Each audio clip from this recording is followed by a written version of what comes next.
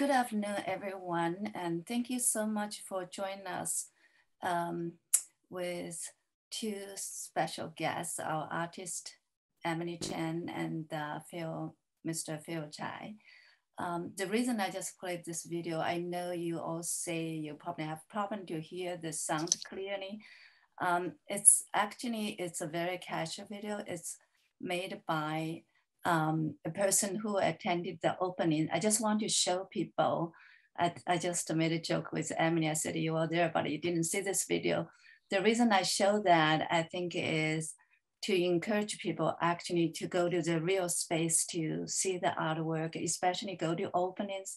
You'll have chance to actually talk to artists. So I didn't mean to, for you to hear what she said, because today she's going to explain probably in a much clearer way. And so hopefully you guys enjoyed the video, and the show in Qualia Contemporary Art is still going to last for one more week. I encourage people in the Bay Area to go. First, I'm sorry, I assume everyone know you, but I know we always have a new audience. So I'm Daisha Xu. I'm the co-founder and the director of Qualia Contemporary Art. Welcome all of you.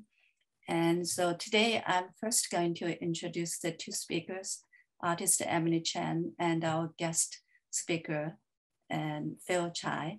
And then we'll pass the podium to Emily. She's going to give a presentation, talk about her 5 decades of art exploration, art practice. And then I think Phil is going to take to be the host to ask questions, and I will facilitate with people, the audience. You can always raise questions by raising your hand or simply type the question in the chat. And so we are so honored to have Emily Cheng, her work exhibited in our gallery. That is her first solo show in our gallery. Emily Cheng, she's an internationally known artist. She was born and raised in New York and New York City and New Jersey. Received her BFA in painting from Rhode Island Design School, and also attended the New York Studio School for 3 years. Her exhibition list, is so long, so I think I want to make it short. So I just want to say, in a nutshell, she had 40 solo shows in museums and galleries. And for museums, I just named 6 museums: the Bronx Museum in New York, Museum of Contemporary Art, MoCA Taipei in Taiwan, Shenzhen Museum, and the Cincinnati Center, and the Metropolitan Museum of Manila, the Ayala Museum in Manila, Philippines, and Cincinnati Center for Contemporary Art. And she's a recipient of National Endowments of Arts and the Palo Alto Foundation. That is really a prestigious award. And so here we present Emily on the screen. And I'm going to introduce our other speaker. We are so honored to have him here today to chat with Emily.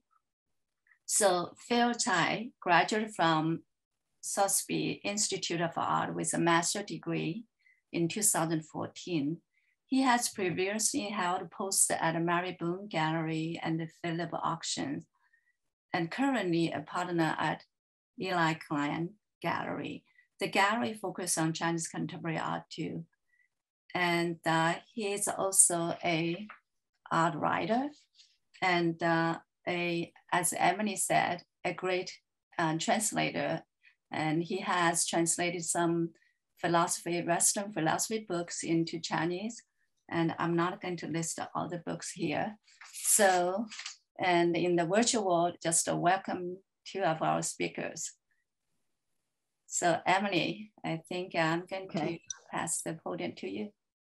Okay, Thank you, Dasha. And thank you for this wonderful opportunity to exhibit in your gallery and in Palo Alto. It's my first time in the Bay Area. Let's see if I can do this view.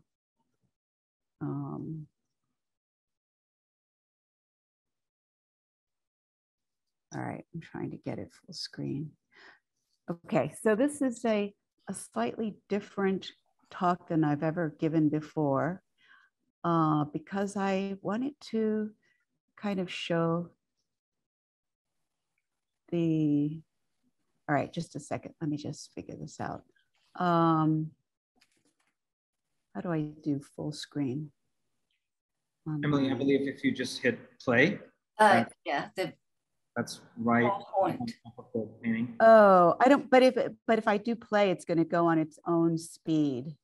And I sort of want to control you have a choice. If it's not automatic, then you can just click one, go one by one. Yes, that's what I want to do. Okay, so all right, so this is not full screen, but we'll have to live with it. Yeah, so I wanted to put together a slide talk that just highlights on my the themes and not. This is funny because I wrote underneath in gray type all the themes that. Oh, okay, this is the first slide.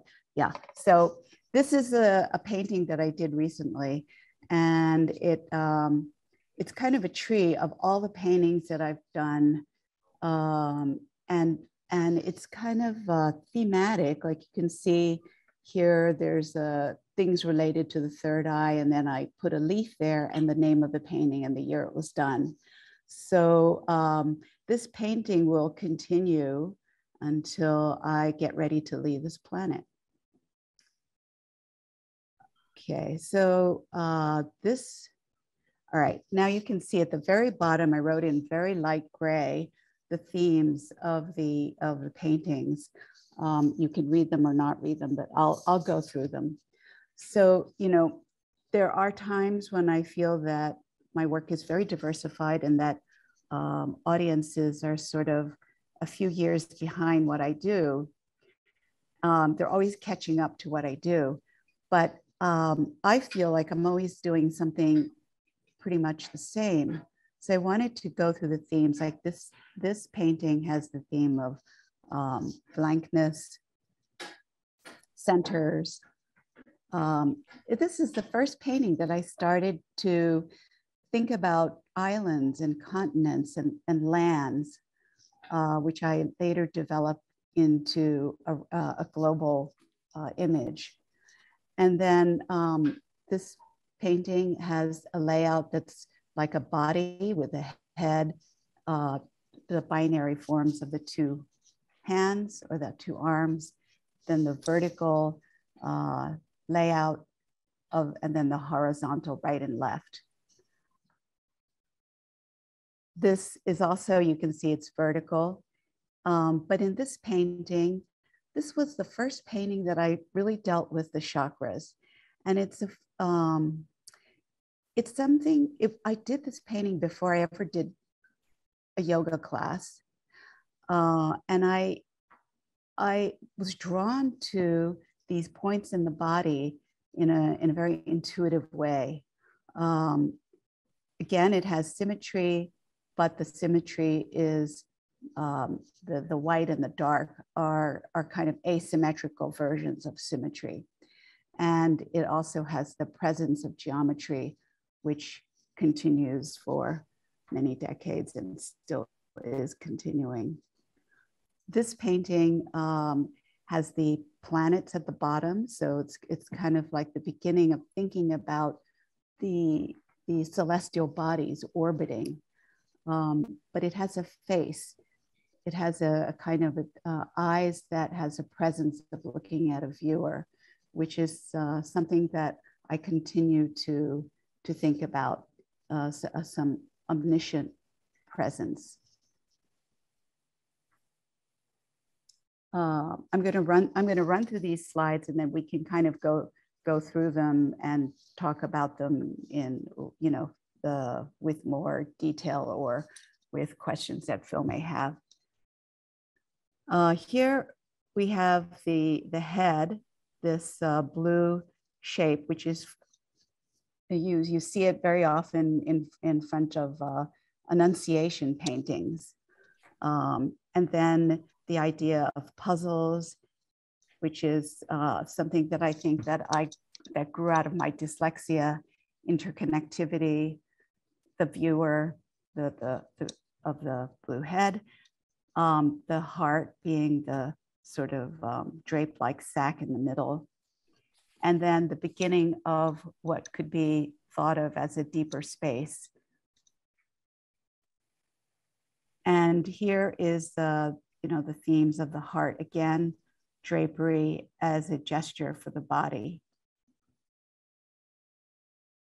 This is the drapery, the center, the heart, and it's also very much about the light that comes out of the center, and the blueness is a sort of a beginning of a presence of the awareness of the sky that I want to include in the painting.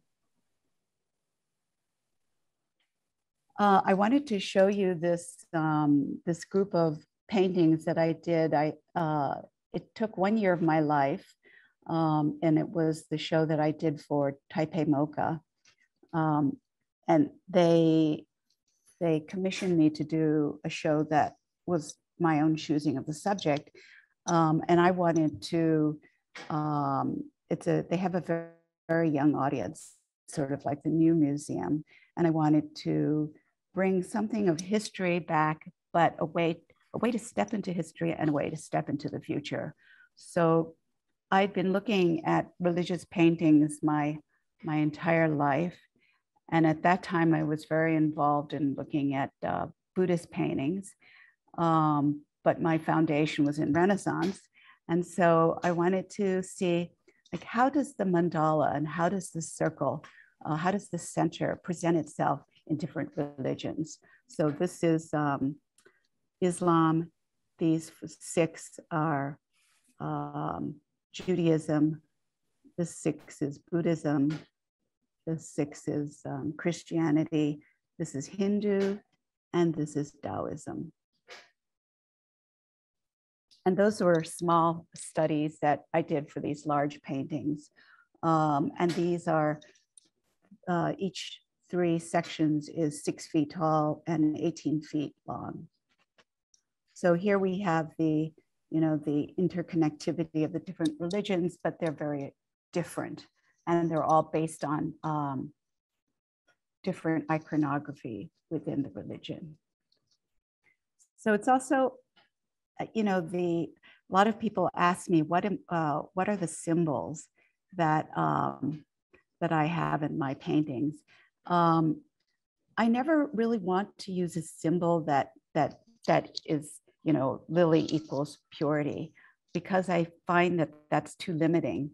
I think that images from art history have their own presence just by the image itself.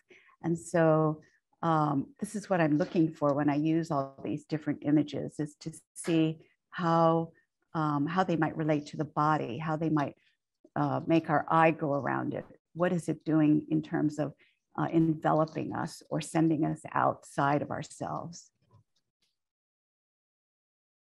Okay, so this is Judaism, Christianity, and Islam, and this is Hinduism, Buddhism, and Taoism.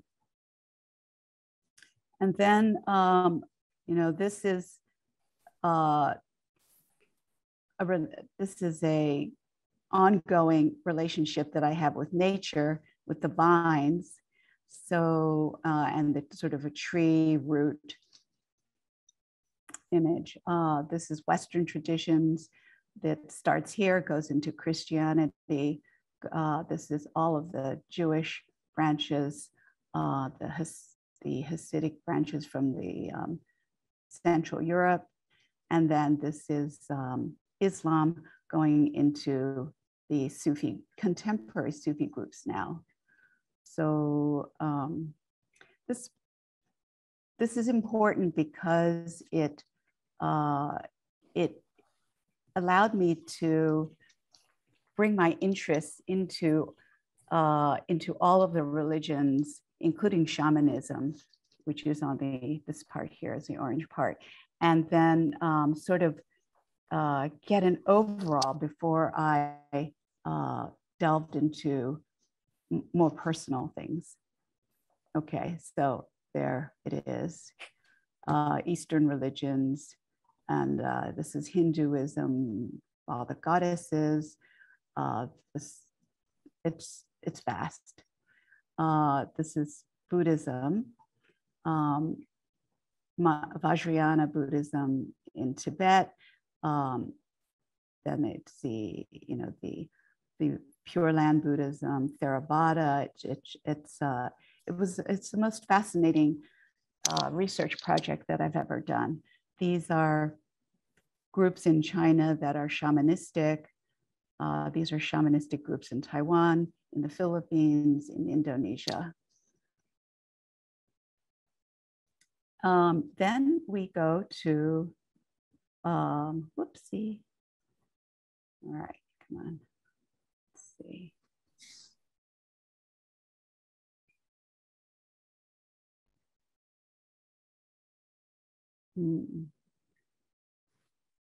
All right, I'll go backwards and then forwards. Let's see how that goes.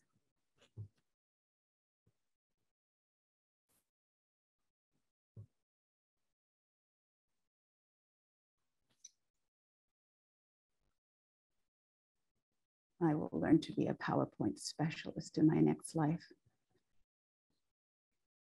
All right, we're going to skip that one, although I love this painting. Okay, so this has the presence of a face. It also has the third eye. It's about consciousness. It incorporates the world, which is now a kind of like an earth. It has a sky, has connection, and it has grounding. This is the theme of this is the skull hovering over a landscape, but it also has the presence of a little face in them that is lined up to be a house, a home. Okay. This is a small painting, but it's very much reflects my interest in vision, my interest in a kind of a kundalini rising that exits your crown chakra, and energies that move from the ground and up. This is the earth. Human activity in the form of little ladders that, we all have these decisions that we make in our lives. So this is a human activity. The geometry, in this one, I use the bagua in 8 times with the 4 cardinal directions. And then it's an image that is weightless, that has light coming from the center. And again, it has the vertical and the horizontal. And the same with this, but the 4 cardinal directions in the West turns out to be 5 directions in the East, because the East includes the center, which I think is quite a natural way of speaking of the location of the viewer or the person viewing the 4 cardinal directions. So it takes into account the presence of the person who's thinking about it. And this one is also the chakras. You can see the little dots. There, it's about sight.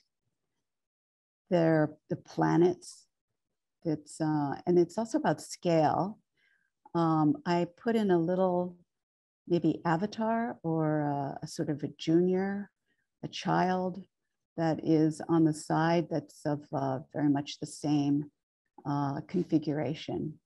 And in the center, we have here the stars and a presence of the sky.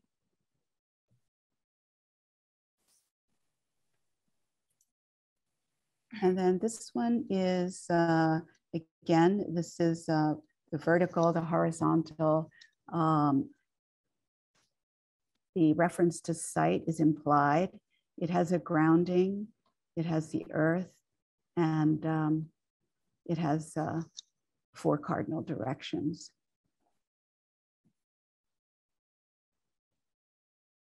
And then this is my interest in trees. My interest, this is one of my pandemic paintings. What is, what is our relationship to trees? How can we understand them more? How can we talk to them? How can we feel their energy? And it's something that's part of my own personal fascination and growth as I kind of come closer to nature. It has the chakras as well, and the center here. The center is the lower center.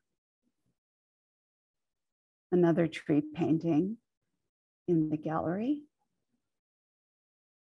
But this tree painting is really, it includes all the root system and the communication system. And then we end on this painting, which is a small painting that has, it's really about the energy of the standing figure, but it has the chakras, the vertical, the horizontal, the third eye, the crown chakra, things like that. So that's kind of a little history of the themes of my work, all the threads of my work. So Phil. They're just fabulous, please. All the paintings. Thank you. Mm-hmm. Great, so I'll take over and just start discussing with Emily on some of these topics.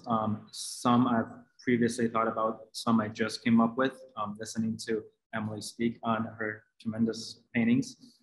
So first of all, thank you, Dasha, for having me. I've been following Emily's work for a long time. I've known Emily and her husband for a little over 2 years now, and a big fan of Emily's works. And it's an absolute pleasure to be here. So let me share my screen with the exact same PowerPoint. I think maybe this is the best way to go here.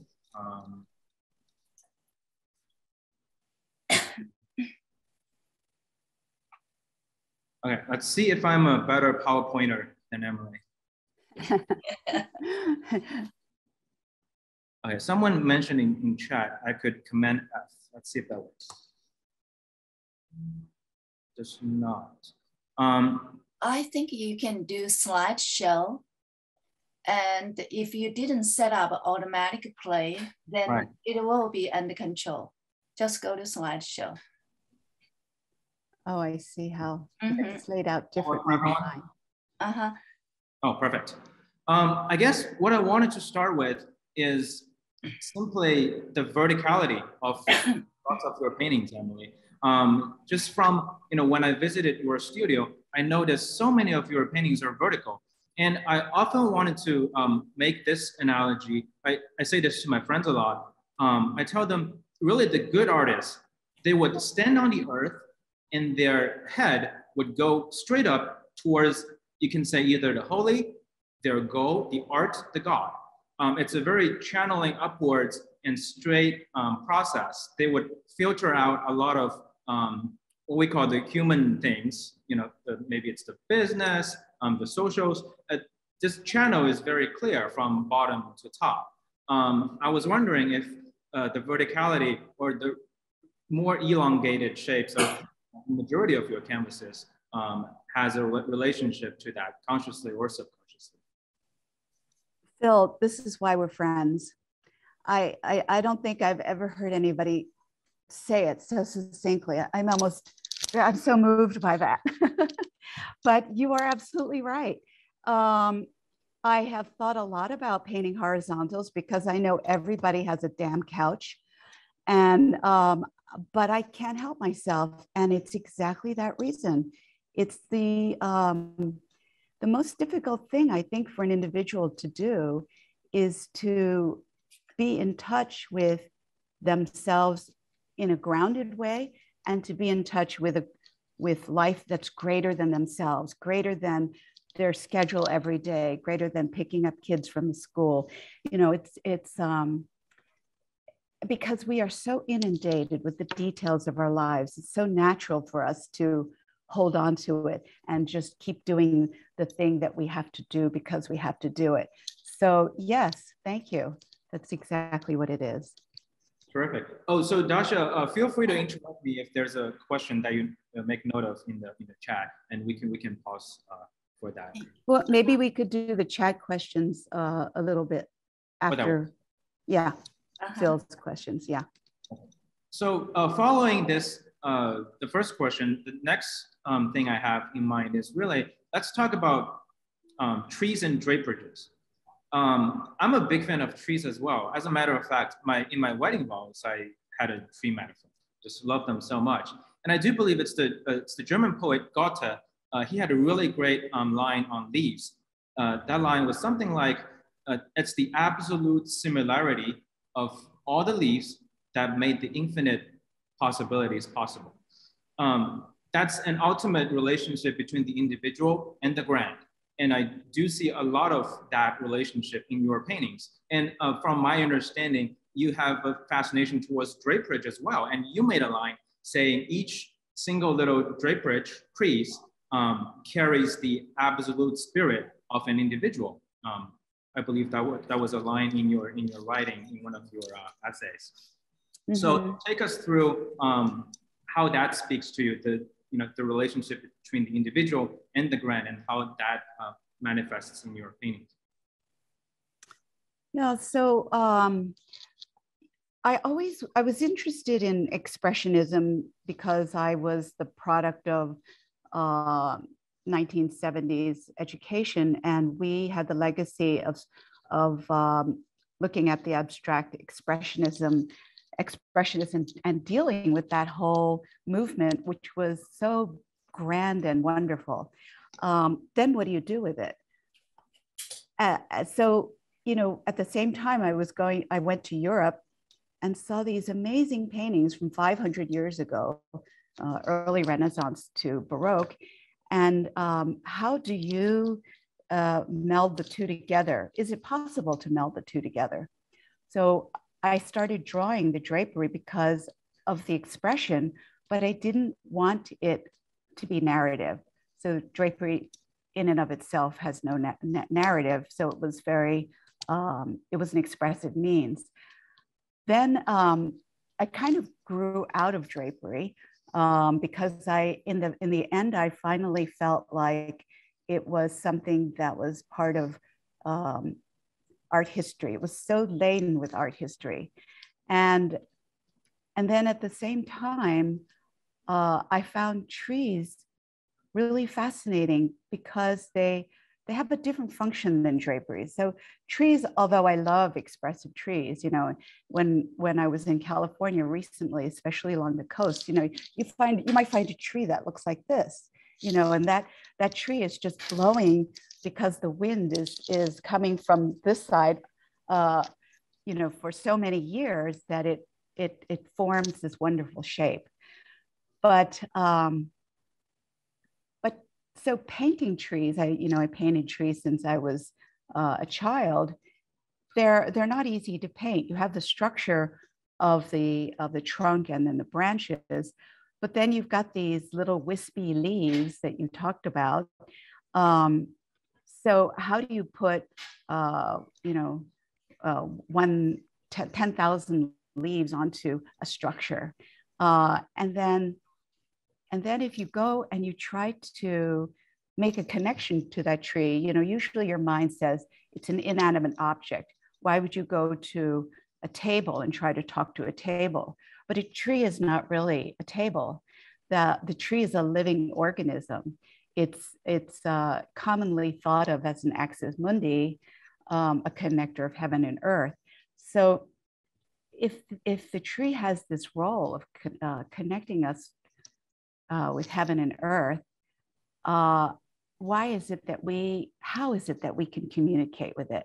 So then I started to work with trees and try in every painting to explore a different aspect of the tree. And I'm hoping in my next 30 years, I'll have a better handle on it. But it is one of the mysteries of life that is so common in nature and yet unfathomable to me. Fantastic. The next question I wanted to talk about is symmetry. I do think it's being discussed a lot and had been discussed a lot in the history of art or the history itself. It is a really natural way of us as human beings to break down things from the very beginning, whether it's from the Taoist perspective or from other natural perspectives, whether you have the yin and yang, black and white, binary numbers, 0 and 1, or even dualism, the mind and spirit dualism. It's all just breaking things down into two. So in some of these examples, you really exemplified symmetry a lot. And to me, lots of the great artists in history, they are great just because how they break symmetry. To construct symmetry is easy, but to find the right impetus to break it and to break it in the right way and the art way is the hard thing to do. I just wanted to show this painting, which is probably one of my absolute favorite of yours, about breaking symmetry. It's this one. Use this as an example because as you mentioned before, this is like an inkling, like a child of the smaller thing is like the child of the bigger thing. But once you've broken down the big one a little bit and you've deducted some of the part out of the big one, and that part, it seems like, formed into a smaller thing, which is not a miniature, the exact same thing of the big thing. It's so similar, you can tell it has the same trend, but it's not exactly the same. So talk to us about how you would break symmetries and do about that. It's a funny thing because when I graduated from the studio school, one of my teachers, actually it was Robert De Niro Sr., said to me, don't put anything in the center of the canvas. And this was the only rule that I ever really remember hearing from any teacher. And so like a good student, I went right for it. But,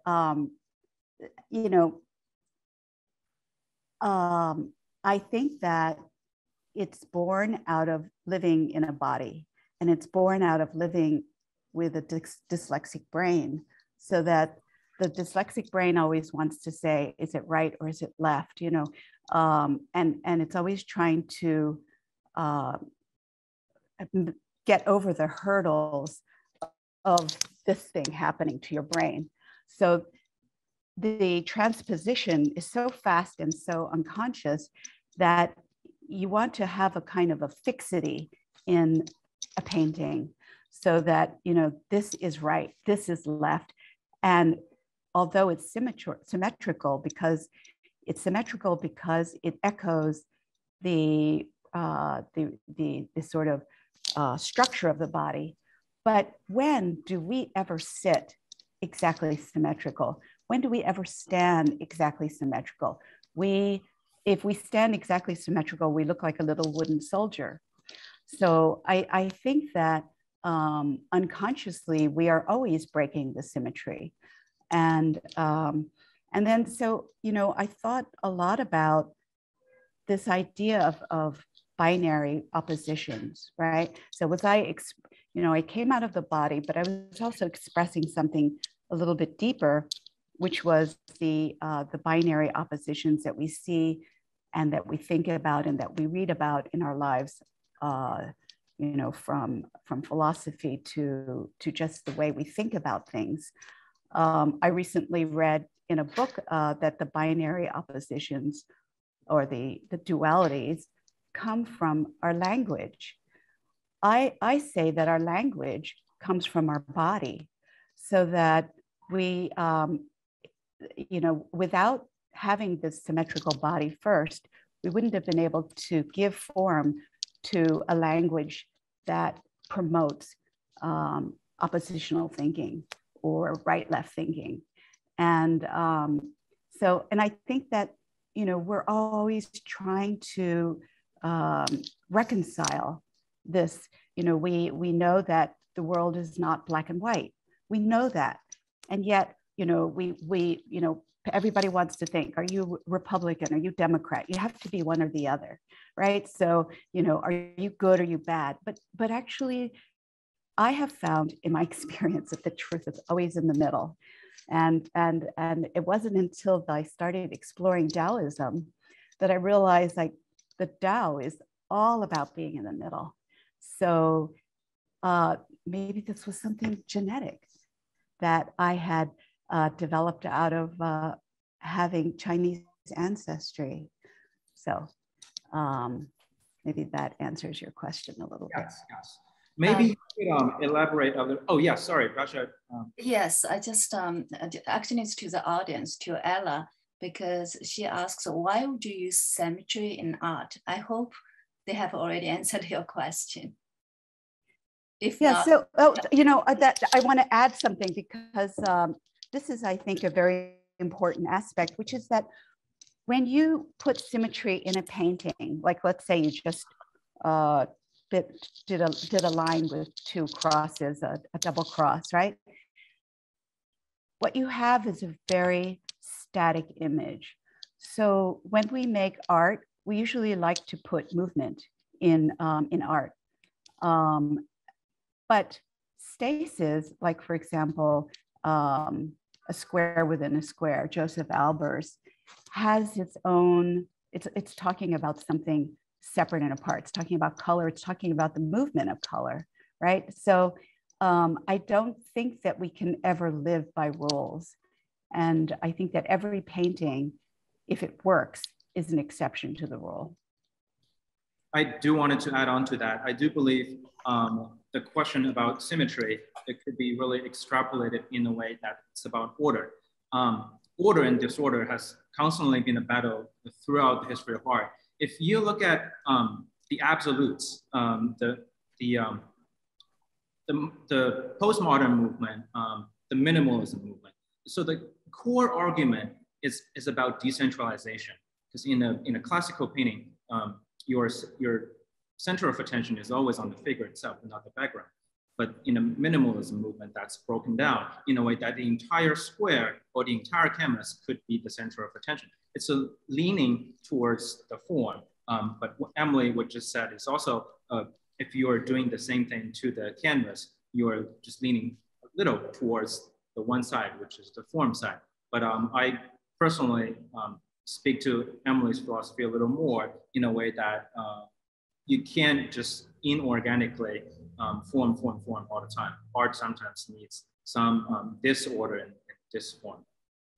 Yeah, I once, as an experiment, one summer, maybe 20 years ago, I said, I'm not going to use any edges for my drawing. I'm just going to start, and I'm going to start cutting paper, and I'm going to let it grow. So I let this drawing grow, and then I would just add on and Scotch tape or glue. And at the end of the day, I was so disgusted with it.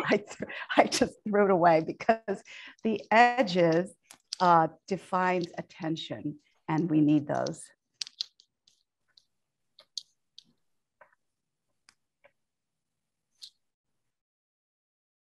All right, fantastic. So we'll carry on. And the next thing I wanted to talk about, as we're on languages, I do wanted to dig deeper a little bit, because language theories and language as a subject has been more or less some key attentions to art and focus of art right now. Let's just take Emily's mapping of the religions as an example. So I wanted to bring this image to your attention in a way that lots of other artists treated languages. Either they treat it as a channel or they treat it as a destination, meaning a subject to be looked at. If we look at Barbara Kruger, for example, Christopher Wu even, their treatment of language is it's the final destination. It is the subject that you're looking at. But on the other hand, there are other artists, they treat language as a channel, which takes you to somewhere, but maybe not to the destination. Maybe following Wittgenstein's theory, there's a leap of faith there you have to take. The language is a signifier, but it's not going to take you to the signified. So the interesting thing about these images are that if you look at this spiral setup of language, the reason the part that I absolutely love is it's not 100% correspond to the spiral at the background. You'll see some writings flow off and some are more to the edges of the circle. And I do believe in these map series, Emily's languages, you can tell me if my argument is right or wrong, serves both as a channel and as the object to be read or seen itself. Yeah, when I thought about putting all of these groups of from in the branches of religions down, I had to figure out how I was going to do it on a canvas, right?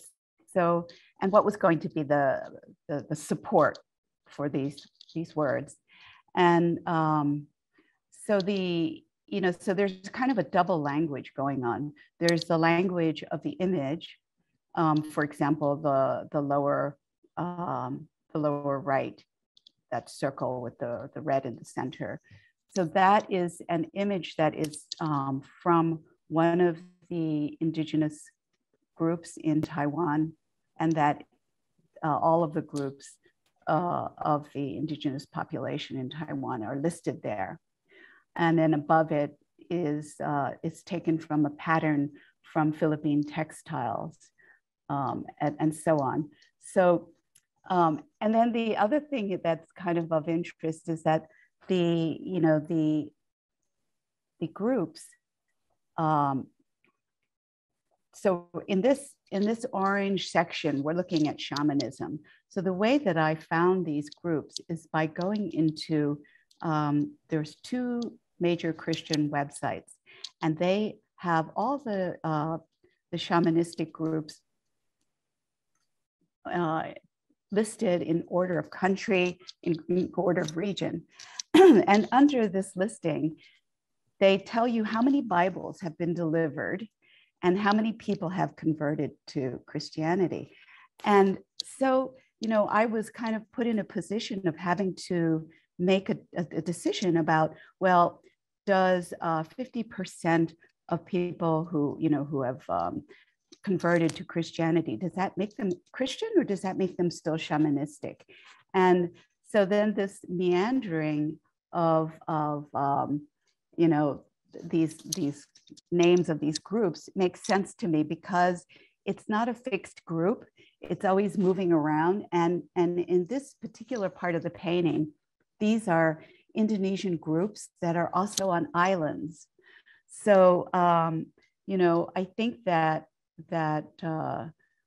language works on multiple levels. It works on structure, it works on image, and it works in text. And to get all of those to kind of relate to each other in a meaningful way is sort of the trick of the project, of this painting. Lovely, lovely. The next sort of topic that I have is more from a painting perspective. Let's just take this painting for an example.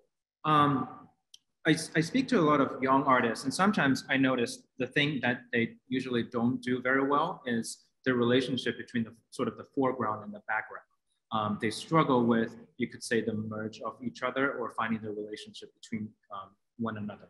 And here, it seems like, or in many other cases, it seems like your painting deliberately leaves that untreated, meaning that you have this very clear-cut black and white structural construction at the foreground, and at the background, you have something that's more chaotic and self-grown. Yes, and I do think it gives me a fascination towards chance, how that absolute clear structure has this one chance of landing on this background in this one particular way. So talk to us about your response towards that.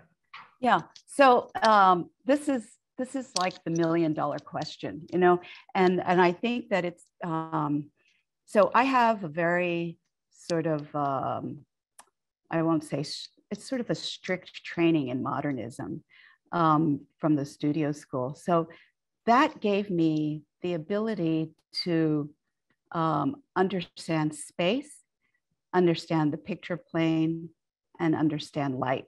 So what you, you know, to do this, like I'm doing this with my hand, right? To move the space from the receding to the foreground and back is something that you develop consciously, but it's also something that you develop with experience. And this is something that's not really taught as much today in painting classes as it was at the studio school. And in my day, when I was learning, it wasn't taught in any other schools either. So I think once you understand how to manipulate space, foreground and background are just words that describe how it feels at a given moment. But if you look at a Hans Hofmann painting, colors that come up to the foreground can also be the background if there's no overlap. So this is the tension that's created in the pictorial space. Love that answer.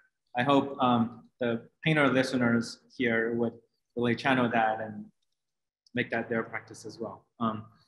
So the last question I have is more from a collector or a gallerist perspective. How would you envision your collector to live with, say, a certain painting? Do you believe it's gonna provide them with a certain energy level, or is it more open for interpretations, or is that as a pure, what if it happens as a pure decoration? Did you have a preference, or is it just leave it to the collector? Yeah, I love that question. One of the things that I do is that I like to keep my paintings around as long as I can. I don't like to paint right up to the deadline and then the painting leaves my studio. And the reason is because I really like to look at that painting and think about it, and whether it's ready to go or not depends on if I get bored. So I have a wall in my apartment that is the testing wall.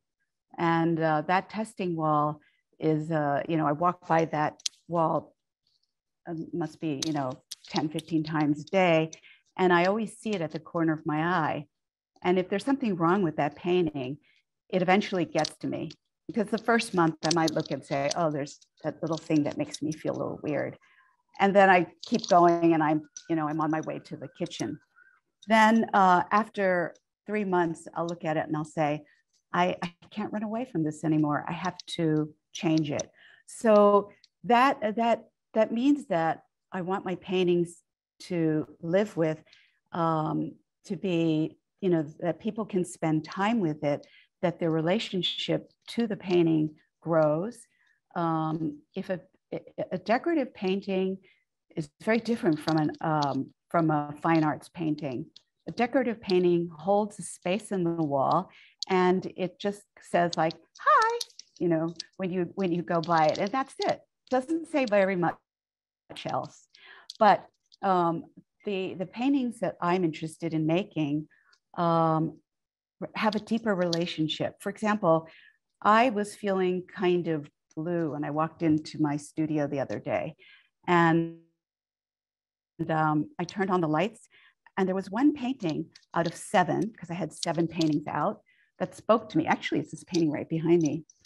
And I stood in front of the painting, and I got like this little charge of energy, and it just dispelled the blueness instantly.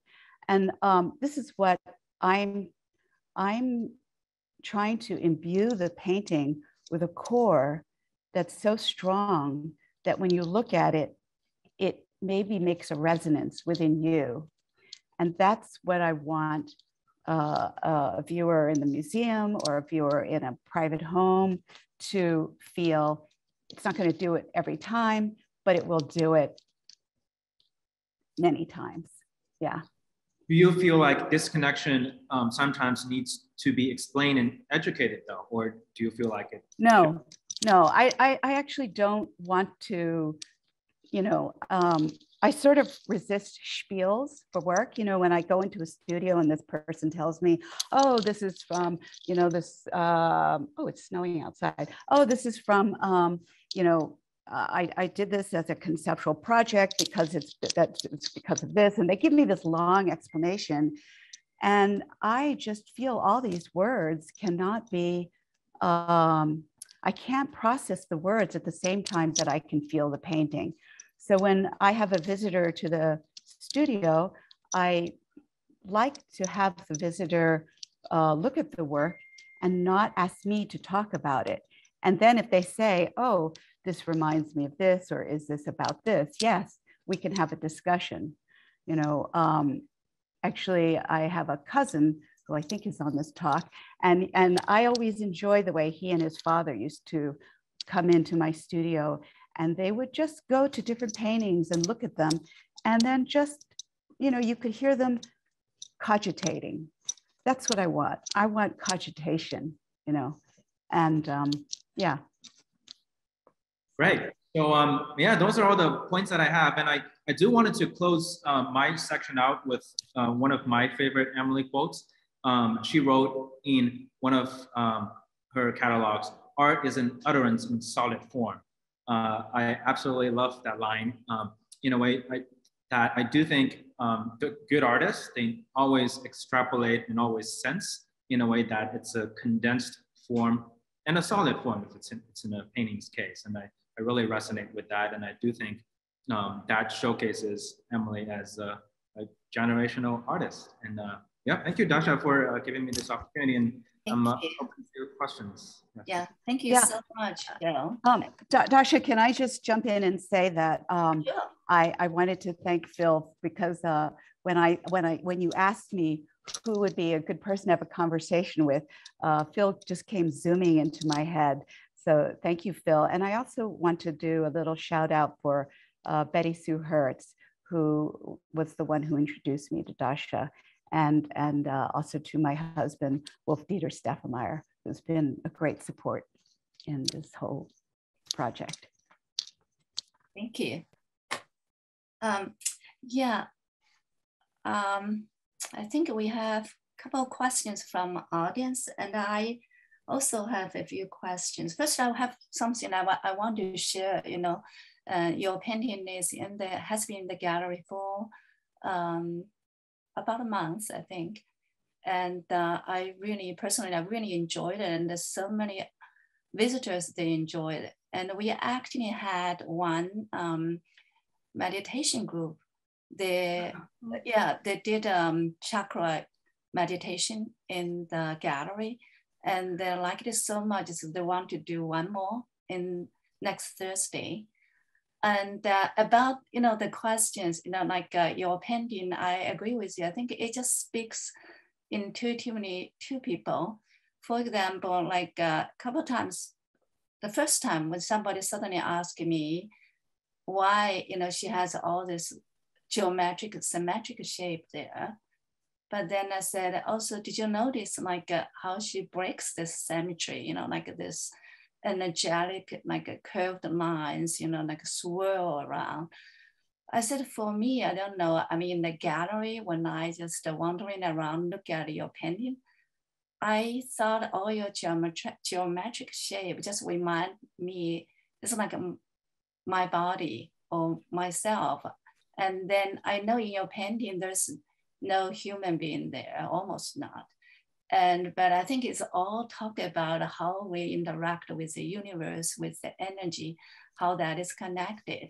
So that's, I really think, it's very intuitive. So my question actually for you, regarding some of your paintings, like the branches of the belief, I think you did a lot of analytical work or research, right? Because you categorize, you summarize, and then, so I would say that is the analytical part of the mind. But then I think I also, see this tree shape and all this, and that's very intuitive, I would say meditative or contemplating, and how you balance that when you actually create this piece.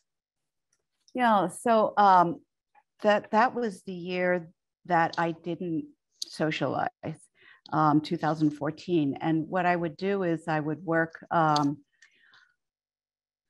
I would start working in the studio at 10, and then I would finish sometime, I don't know, around 8. And then I would spend the remaining time researching.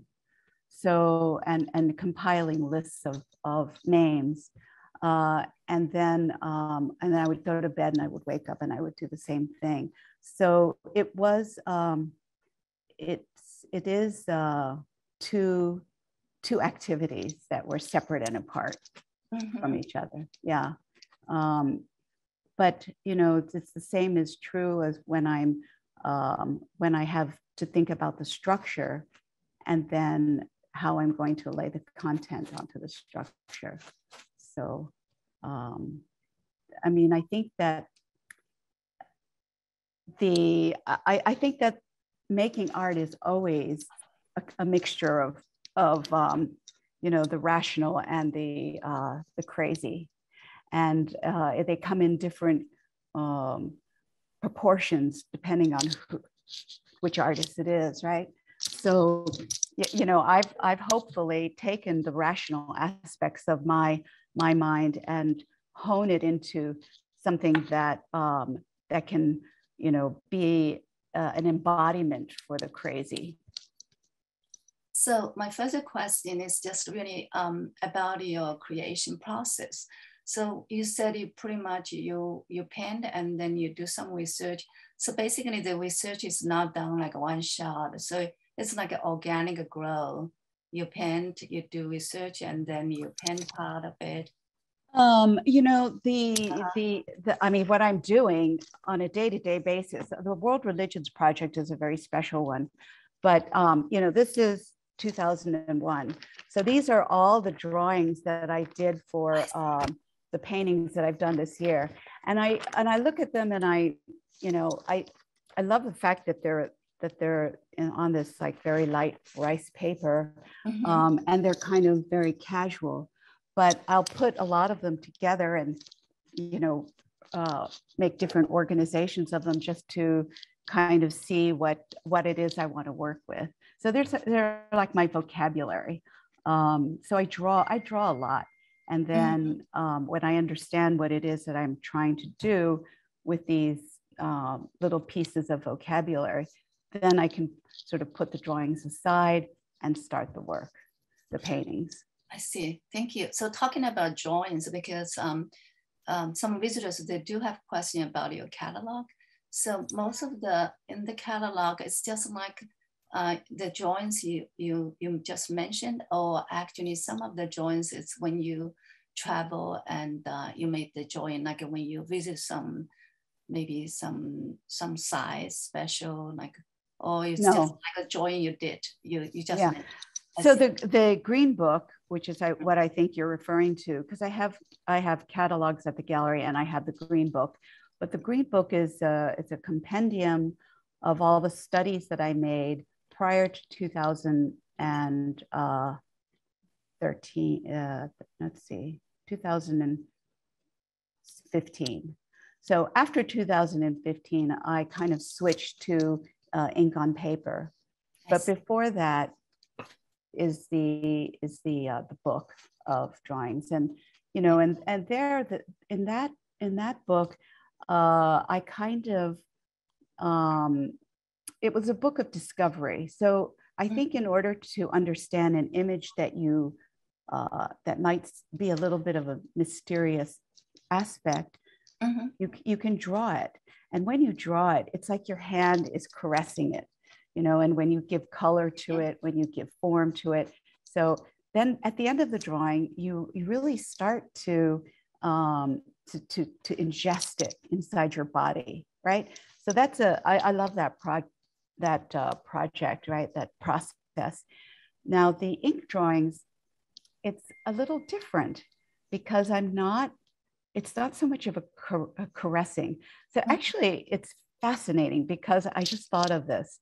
So when I was doing the drawings for my book, I was very involved with Renaissance, and then I was making a transition to understanding paintings from China, Asia. And the difference, you know, if I could sum it up into 2 sentences, I would say that Western painting prior to the 20th century was about describing an object, and to the point where it was like a what's the French term for it? You know, that you could almost, like birds would fly into a space that had an archway trying to get through the arch, you know, and they would kill themselves, right? So, and that in Asian painting and Chinese painting, it was always about the line and it was about the spirit. So when I work with ink drawings now, it is more that I'm trying to uncover something that's got a bone to it. I'm working with the bones of the object, and less about the sensate experience of it. So Trompe l'oeil, that's right. Thank you. Right. Yes. Yeah, my second question for you is basically about during your art creation and your color palette, how you choose the color, what kind of like a decision when you paint it? Do you like really consciously think about the choice, or it's more unconsciously? So it's, you know, it's very conscious because I have to start with something. You know, I look at all my colors and I have to choose something, so it has to be conscious. But I try to sneak up on it. You know, I sneak up on it like, okay, you have to ascribe a light value, and you have to ascribe a warm and a cool hue. So when you have those, if you have those two as an internal desire to express, then the color announces itself. And so it's a very intuitive process. That's as much as I can say. Yeah, and that's what I tell all my students. So it's not like a predetermined, because like your color, when people walk in the gallery, is very vibrant. And it's funny thing, they keep asking me, oh, is this artist a young person? And I said, what do you mean? Young at heart. Yeah, I said, yes, she has a very young heart, but it doesn't mean like a bright color only related to young people, right? But people do say that. So my real question actually, as you just said, it's more intuitive or it's more planned at the very beginning? I think color has to be intuitive. You know, if somebody's using a Pantone color chart, I can tell, because I've gone into studios where I couldn't understand the color, and I said to the artist, you know, it's almost like I feel like you're using a color chart. And they didn't say anything, but when I went to get my coat, on the wall was a color chart, a complete huge color chart.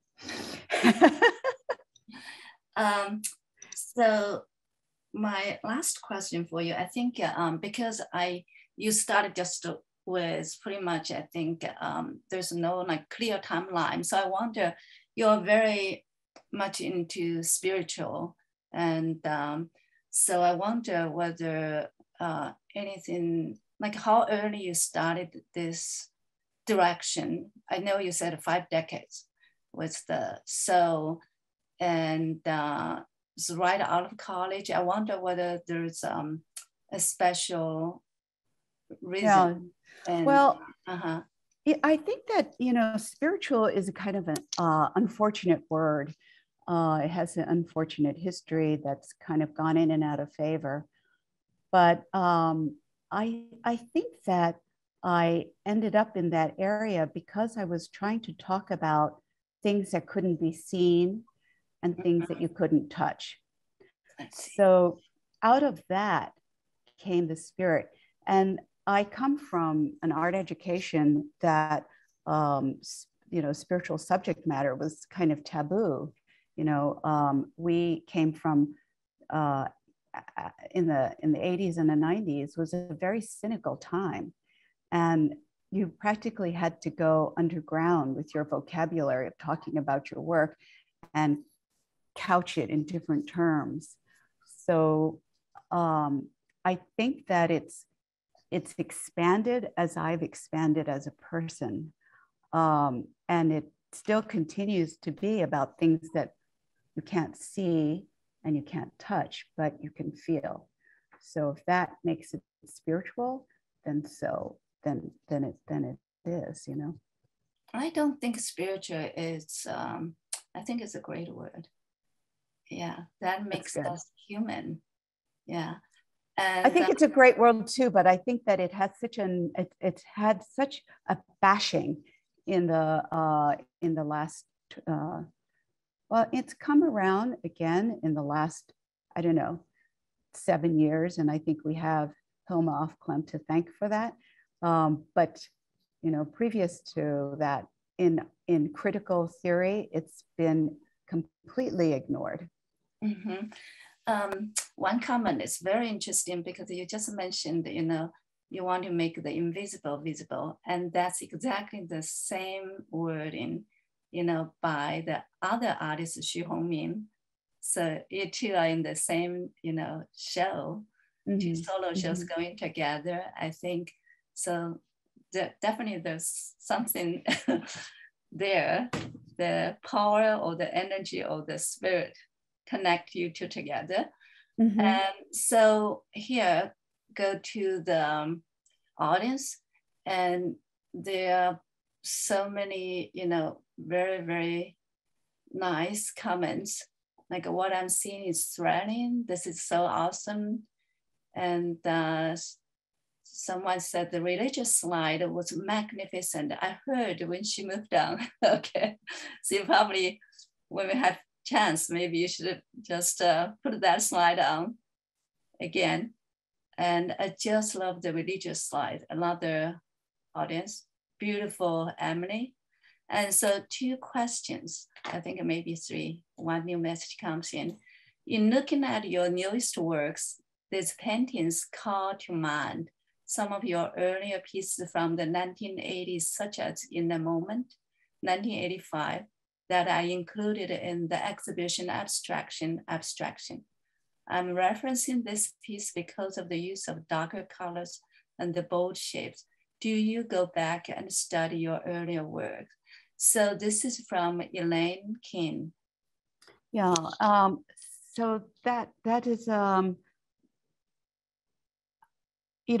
went back to, let's see, I went back to 1987, but Elaine is right. I didn't go back earlier than that.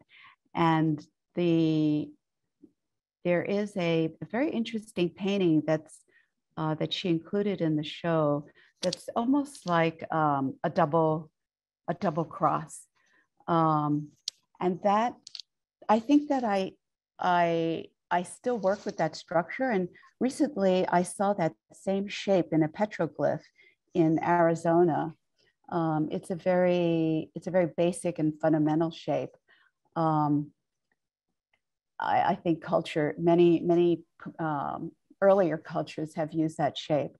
But yeah, so the whole idea of talking about the themes in my in all of those paintings was to look at my earlier works and to say, you know, what is the thread.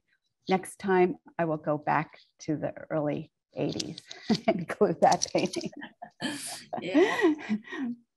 Or maybe even one from your college life. Right, exactly.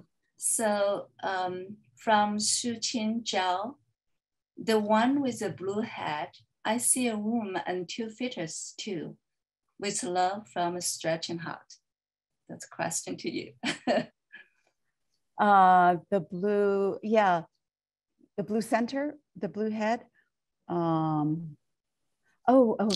womb. You mean like a WOMB? Yes. So that drapery comes from a painting of a Christian, a painting of usually it's Mary in bed, and so that drapery hangs on her bed, and for some reason you find it in almost every painting on that subject. And it is very womb-like, and the fact that it's often red underscores that, yeah. But it wasn't something that I was thinking about when I did it. And the fetuses. Thank you, Suqin. So one more question from Helen. You use chakra in your painting a lot. What is the reason and special message?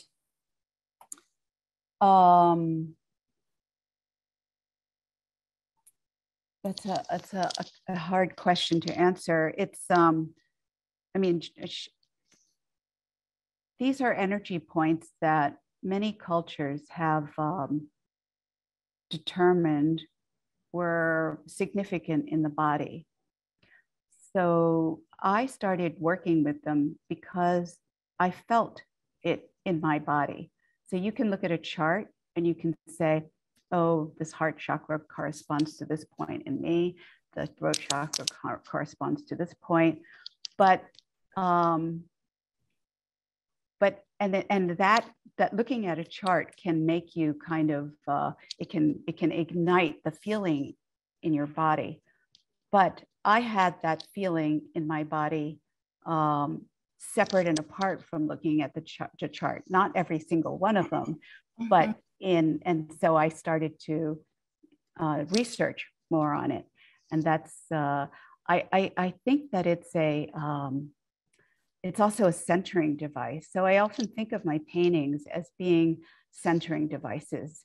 If you are very disorganized in your mind, in your psyche, you can, like what I did with this painting, probably I was feeling a little blue because I was very disorganized inside.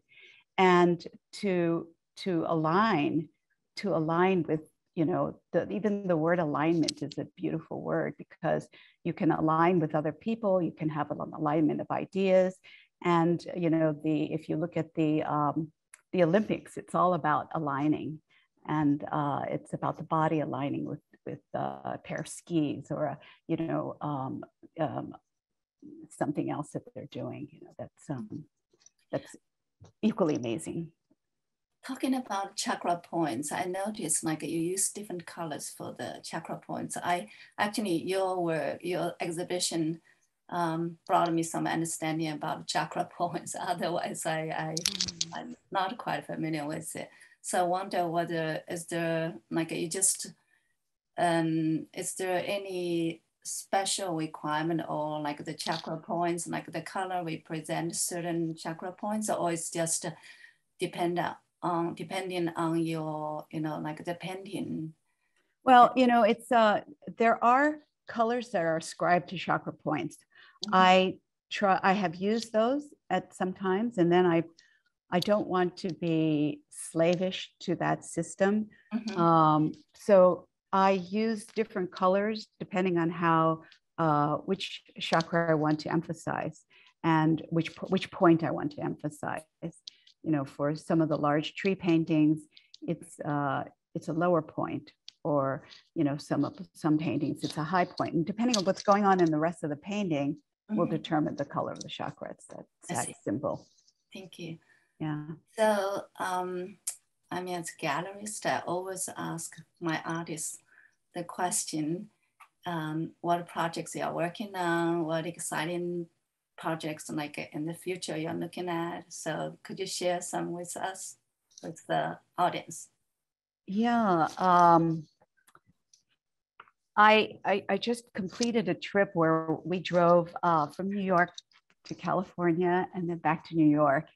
And we were traveling on an average between 70 and 80 miles an hour. These Western states, they don't have a limit. But, and then I just walked to 21st Street the other day, and I felt like I was in slow motion. I couldn't believe how slow it took me to get, 10 blocks. So right, that's just to say that, I am, it's kind of had this effect of sort of wiping the slate clean. And I want to do smaller paintings, and I want to do a group of paintings that have to do with the meditation state. That, but I'm sneaking up on it. If I address it too directly, I can't get at it. So I'm sneaking up on it, and so that's my next my next project. So it's kind of open season, and as far as like, for example, I never know what's going to happen, right? So this morning at 1:30 a.m. I had the alarm set. At 2 o'clock, I was on a round table with 50 people in China. So so and so it's like I'm just trying to stay abreast of what I have to do. Yeah. I'm both Xiaozhen and we are very impressed by, as you said, young heart, very energetic and very, the mind, is brilliant and it's constantly going. Yeah. Thank you. It's been a real pleasure. Yeah. Both to meet you and to show at the gallery. I know the show is coming down next Friday, but I miss your work. Yeah. Well, one of the questions that I wanted to ask you is, so you've been sitting at the gallery for 3 or 4 weeks. How has the work changed for you? I think for me, first, at the beginning, for the symmetry, like the symmetric geometric shape, and I didn't relate to myself. But when I looked at the painting for a couple of days, I suddenly realized it's almost like that's my body. So, and then also I'm not familiar with chakras, and so I started looking into it, and then I do kind of get into this, the energy and how the universe, the energy, and related to our body. And I actually joined the chakra meditation. It's wonderful. Myself, and I liked it. So we're going to do the next one, and I think I will attend too. Great. Now of course, a lot of things I can share with you later. Okay. Now you just have to get a Tai Chi class in there. Yeah. So it's interesting to me because I once gallery sat for a sculpture show, and when I walked into the show, I was like, this are really great sculptures. I don't like this, and this. And I sat in the gallery for a month, and at the end of the month, it exactly reversed. The ones that I just kind of casually dismissed became the complex ones that I really liked. The ones that I really loved were boring to me. So I know that we don't, when I go into a museum, I'm always feeling very anxious because my take of artwork is so fast. So, I think you're in a great position to be able to live with work in a slow way.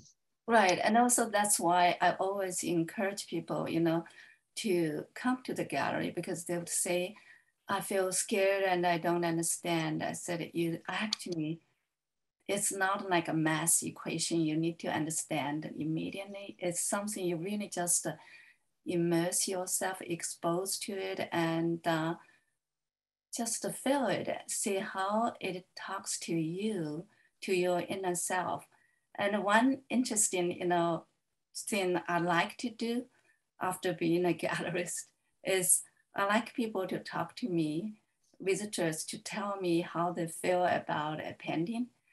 And in the past, I would, chat with people about who you are, what you're doing, and all that. Nowadays, I barely ask them those questions. I just want them to tell me how they feel about the work. And then I thought I could understand them better. Uh-huh. Yeah. Yeah. That's great. Uh-huh. Yeah. I think that's all the questions from the audience. Phil, do you have any further question for Emily? The last thing I wanted to mention is I completely agree with what you just said, Dasha, towards art in person. I do believe it makes a huge difference, even though a lot of other industries are being moved online or whatnot. But art is definitely one that has to be accessible in person. You just have a completely different feeling. Think about this. Just think about how Emily and I struggled with technology and PowerPoint today on this Zoom call as part of the Zoom call, as the content itself. And this will just tell you how art really matters in person. And so if you're in the Bay Area, definitely go check out Dasha's gallery and Emily's works. Those are truly amazing in person. And I envy you in New York.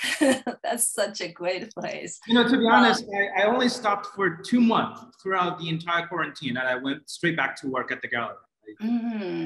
Has to be in person.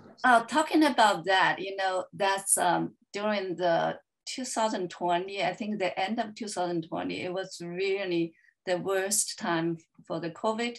The whole University Avenue is all closed. Even Apple Store, they used to have like by appointment, and it was closed. So my husband Xiaozhou told me, you don't have to go. I said, I actually feel better going there, just sitting with the artwork. And one evening, and I walked out, it was like Christmas time, all the lights were on. And then there's one musician there playing in front of the Apple Store. So I walked out, we looked at each other, we laughed. And we really smiled, and we thought, it's still like the art, the music, they're powerful. Yeah. Absolutely.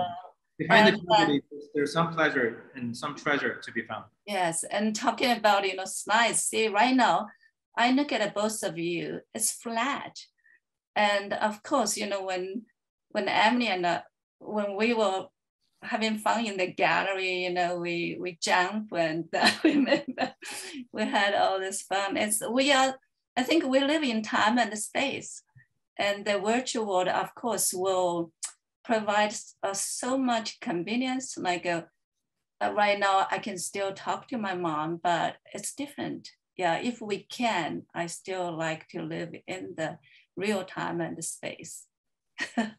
Absolutely. Thank you so much. And Phil, I really appreciate your time and coming to our talk.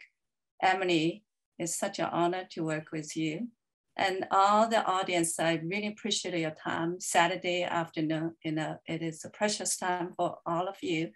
Thank you so much. And I hope to see you either in the gallery or next talk online. Thank you. Thank you. Thank you to the audience. Thank you, Emily. Bye. Bye-bye.